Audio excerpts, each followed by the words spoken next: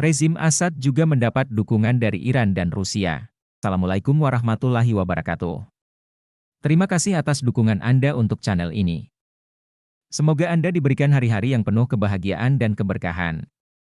Dalam video kali ini saya ingin sharing kepada Anda tentang perjalanan Bashar al-Assad dari istana di Damaskus menuju apartemen di Moskow, Rusia. Bashar al-Assad jadi presiden Suriah pasca kematian Hafez al-Assad pada tahun 2000 dalam usia 35 tahun, setelah parlemen Suriah melakukan amandemen undang-undang terkait syarat usia presiden. Sebelumnya minimal 40 tahun, diturunkan menjadi minimal 34 tahun. Hafez al-Assad sebenarnya sudah menyiapkan anaknya yang lain, Basil Assad sebagai penerusnya. Namun Basil meninggal karena insiden kecelakaan YG dianggap sebagian kelangan misterius pada tahun 1994. Akhirnya, untuk melanjutkan rezim al-Assad, Hafez al-Assad menunjuk anaknya Bashar yang saat itu masih lajang untuk menjadi presiden Suriah. Bashar mengucapkan sumpah sebagai presiden Suriah 17 Juli 2000.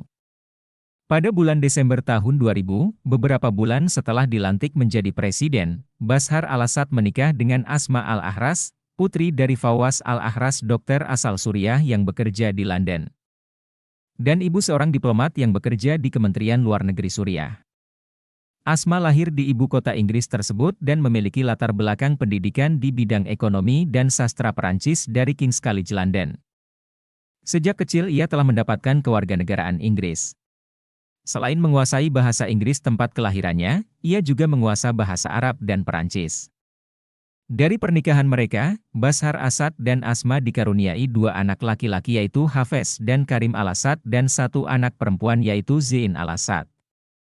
Selain sebagai ibu negara yang memiliki aktivitas di bidang sosial, Asma al-Ahras juga memainkan peran besar dalam sektor ekonomi Suriah. Perseteruannya dengan sepupu Bashar al-Assad, pengusaha Romi Makhlouf, sempat menggemparkan ekonomi Suriah, dan disinyalir menjadi salah satu penyebab turunnya nilai lira Suriah terhadap dolar Amerika. Sejak berada di puncak kekuasaan pada tahun 2000, rakyat Suriah menaruh harapan besar kepada Assad untuk melakukan reformasi politik dan ekonomi. Harapan itu tidaklah berlebihan karena ia dianggap modern dan berpendidikan barat. Apalagi dalam pidato pengukuhannya sebagai presiden, Bashar Assad menyinggung tentang rencana reformasi di pemerintahan. Sejak saat itu, Assad secara perlahan menampakkan keterbukaan politik dan ekonomi, sehingga diskusi-diskusi politik dan ekonomi marak di tengah masyarakat Suriah. Namun masa itu berakhir pada Februari tahun 2001, 7 bulan setelah ia mengucapkan sumpah jabatan, di mana aparat keamanan mulai melarang aktivitas politik baik berupa diskusi, seminar dan sebagainya. Larangan itu diikuti dengan penangkapan terhadap oposisi dan orang-orang yang mengkritik pemerintah. Masa keterbukaan politik dan ekonomi yang hanya sekitar 7 bulan tersebut disebut juga musim semi Damaskus. Pada tahun 2005 pemerintah Suriah dituduh terlibat dalam pembunuhan mantan Perdana Menteri Lebanon Rafiq Hariri. Hal itu menyebabkan Suriah mendapat tekanan dunia internasional dan isolasi diplomatik. Pasca peristiwa tersebut, Suriah terpaksa menarik pasukannya dari Lebanon. Namun di sisi lain, rezim Assad tetap mendukung kelompok bersenjata seperti Hezbollah di Lebanon dan juga Hamas di Palestina. Sikap tersebut menyebabkan meningkatkan ketegangan antara rezim Assad dengan negara-negara Barat, Arab dan juga Teluk. Namun di sisi lain, hal itu justru menguatkan hubungan pemerintah Suriah dengan Iran. Praktik korupsi yang marak di pemerintahannya, membuat upaya Bashar Assad untuk memperluas sumber pendapatan ekonomi Suriah mengalami kegagalan. Kesenjangan ekonomi antara masyarakat umum dengan elit-elit dan para pengusaha yang berada di lingkaran kekuasaan semakin besar. Praktik sogok di tengah kalangan birokrasi dan aparat penegak hukum semakin memperburuk keadaan. Daerah pedesaan mengalami kemiskinan yang parah, terutama akibat kekeringan antara tahun 2006 hingga 2010, yang memaksa banyak petani bermigrasi ke kota-kota besar. Di sisi lain, Partai Ba'ath memonopoli kekuasaan dengan kontrol ketat atas media, persekusi oposisi politik, dan pengekangan terhadap kebebasan sipil. Harapan awal untuk reformasi politik berubah menjadi kekecewaan. Pada tahun 2011, gelombang protes yang dikenal sebagai Arab Spring yang berawal di Tunisia melanda wilayah Timur Tengah dan Afrika Utara, turut membawa tuntutan demokrasi di Suriah. Protes anti-pemerintah pertama muncul pada Maret 2011 di Daraa, dipicu oleh penangkapan dan penyiksaan anak-anak. Respon pemerintah yang keras terhadap demonstrasi damai dengan penangkapan massal dan kekerasan memicu eskalasi menjadi konflik bersenjata. Untuk mengatasi situasi yang ada, rezim Bashar Assad tidak memberi opsi politis, dan hanya memberi pilihan militer untuk masyarakatnya. Sebagian besar masyarakat memilih untuk meninggalkan Suriah dan mengungsi ke luar negeri, yang jumlahnya diperkirakan melebihi 6,5 juta jiwa. Sebagian lagi memilih untuk memilih jalur militer dan perlawanan bersenjata. Faksi bersenjata yang terlibat dalam perang saudara di Suriah sejak tahun 2011 mencapai ratusan. Sebagian ada yang punah di medan tempur, sebagian lagi bergabung dan berjuang bersama faksi yang lebih besar.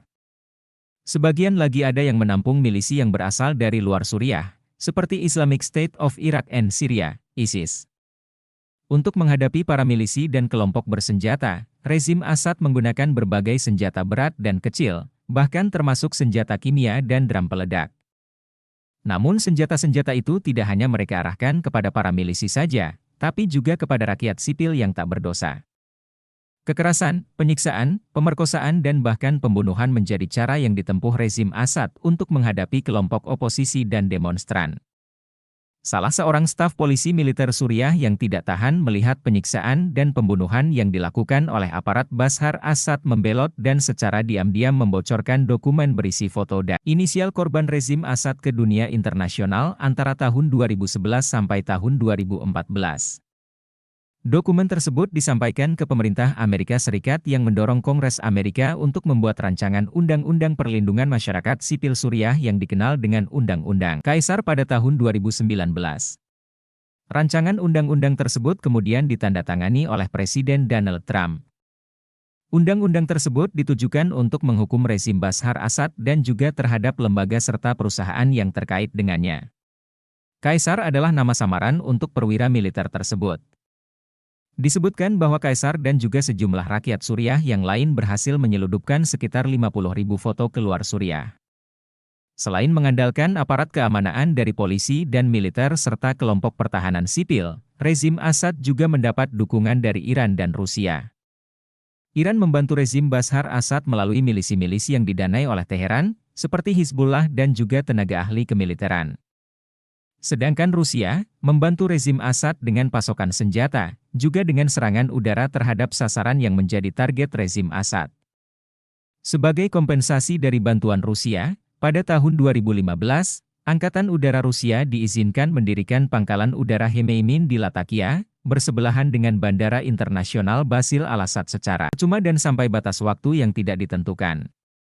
Selain itu, pemerintah Assad dan Putin juga sepakat untuk mengembangkan markas Angkatan Laut Rusia di Pelabuhan Turtus yang menjadi tempat bersandar kapal-kapal Rusia, sekaligus menjadi satu-satunya tempat bagi Angkatan Laut Rusia di kawasan Laut Tengah. Mulai tanggal 27 November 2024, Bashar Assad mengalami hari-hari yang menegangkan.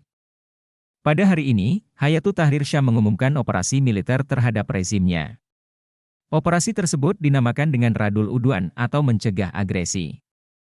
Berdasarkan wawancara Ahmed Mansur dari Al Jazeera dengan Ahmed Syara, Komandan Militer Pembebasan Suriah, nama operasi tersebut hanya untuk mengelabui pihak Turki agar memberi lampu hijau bagi kelompok revolusi bersenjata untuk melancarkan serangan.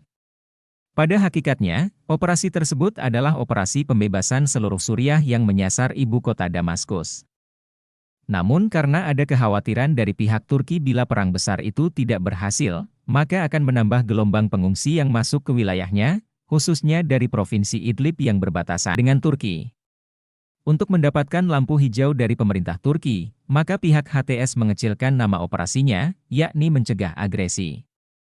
Setelah berhasil menguasai Aleppo yang merupakan kota perekonomian terbesar di Suriah, pihak HTS kemudian membuka hakikat yang sebenarnya dari operasi tersebut kepada pihak Turki. Saat itu, Bashar al-Assad berusaha mendapatkan bantuan dari mitranya dari Rusia dan Iran. Namun apa yang ia harapkan tidak didapatkan. Sebagian sumber mengatakan, Rusia tidak terlibat langsung, karena ada ancaman dari Turki dan juga Amerika. Waktu berlalu begitu cepat. Pasukan revolusi semakin mendekat ke ibu kota Damaskus. Sedangkan angkatan bersenjata pemerintahan Assad sudah tidak punya semangat untuk berperang. Akhirnya, Bashar Assad memilih untuk meninggalkan Suriah untuk selamanya, menelan ucapannya sendiri, presiden yang kabur. Hanya ada dua kemungkinan, kalau bukan pengecut, maka ia pasti penjahat.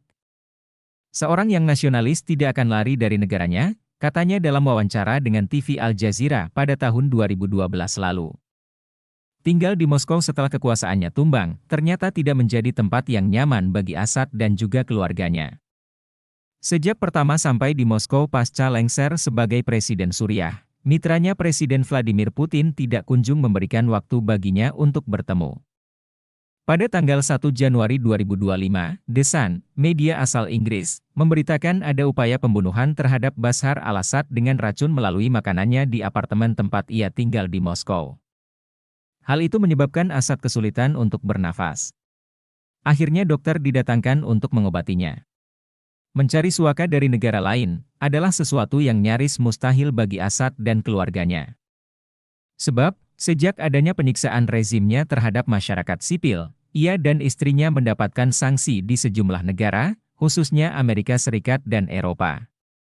Bahkan pemerintah Inggris telah membatalkan kewarganegaraan istrinya Asma al-Ahras, karena dianggap punya peran terhadap krisis yang terjadi di Suriah. Bahkan kedubes Suriah yang ada di Moskow, meskipun sebelumnya adalah bagian dari anak buahnya, telah berbelot dan mendukung revolusi. Duta Besar Suriah di Moskow, pasca Assad lengser membuat siaran pers yang menyatakan bahwa sesungguhnya sebelumnya tidak ada pemerintah, tapi yang ada adalah sindikat mafia. Kalau mereka pemerintah tentu mereka akan mempertahankan diri, kata sang dubes. Saat ini kedubes Suriah di Moskow sudah mengganti benderanya dengan bendera revolusi, tidak lagi bendera yang dipakai di era rezim Assad. Tumbuh dan besar di Istana Negara, kemudian menjadi orang nomor satu di dalamnya, saat ini Bashar al-Assad dan keluarganya tinggal di sebuah apartemen di Moskow.